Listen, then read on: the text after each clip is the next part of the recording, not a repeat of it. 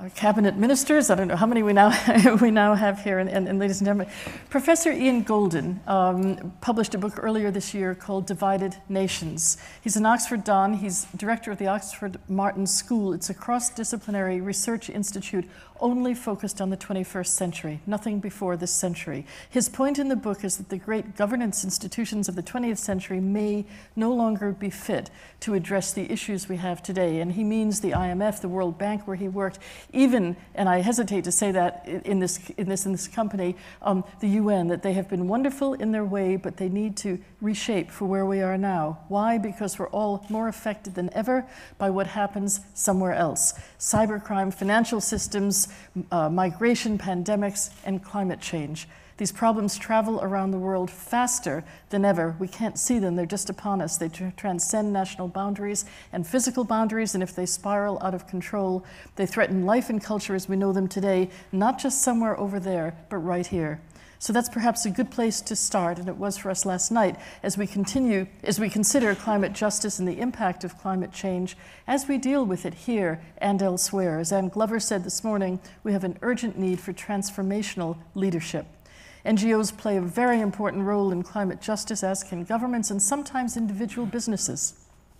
But what can the business community as a whole do about climate justice, and should we try to do something? So the dinner last night, Mary Robinson was our guest of honor, and we were very honored as well that the First Minister joined us for it.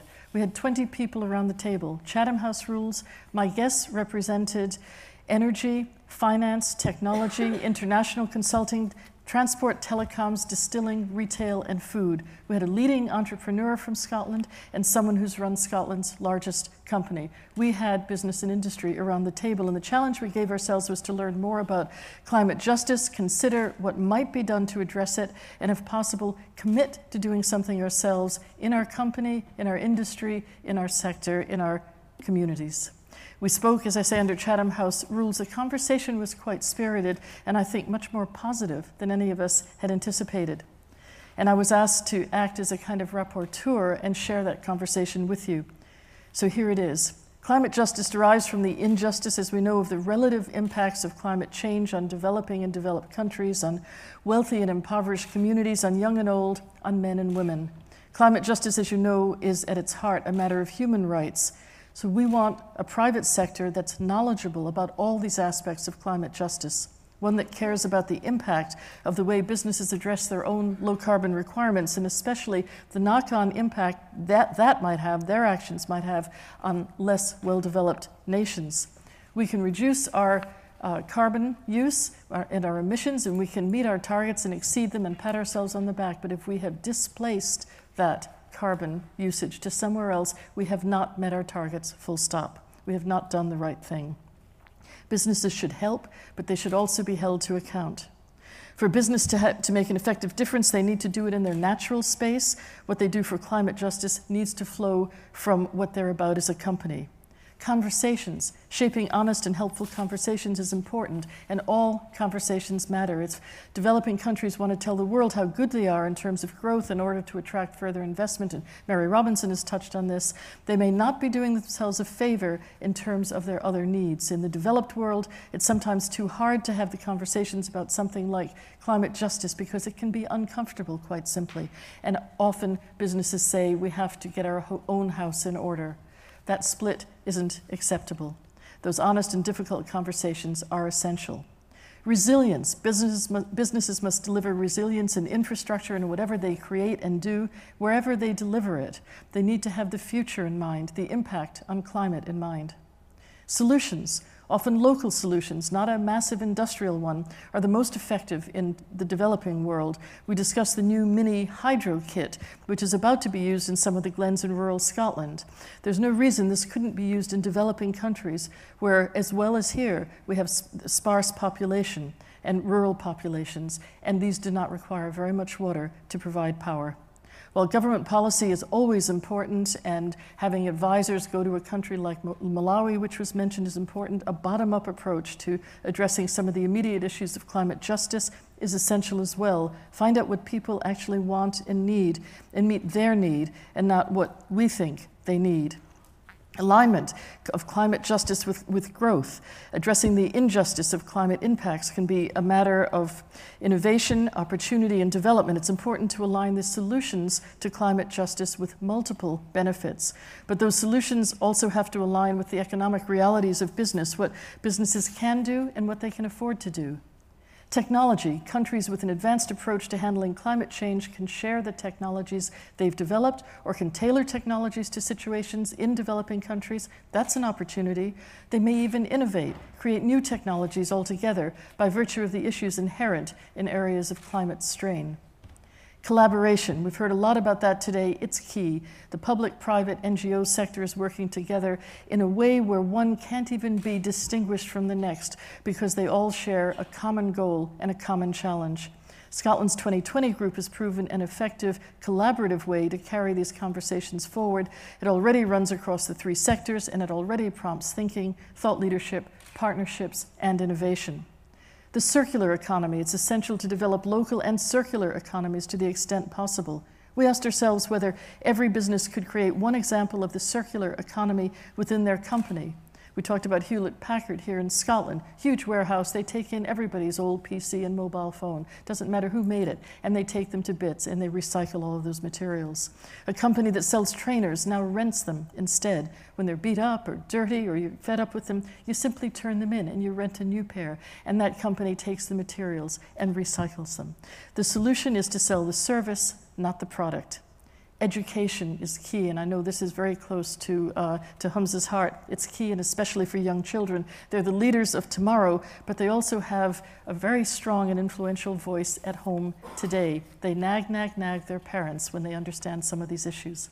Communication is all important, and personalizing the issue will make the communication more effective. Personalizing the issue and evangelizing the message.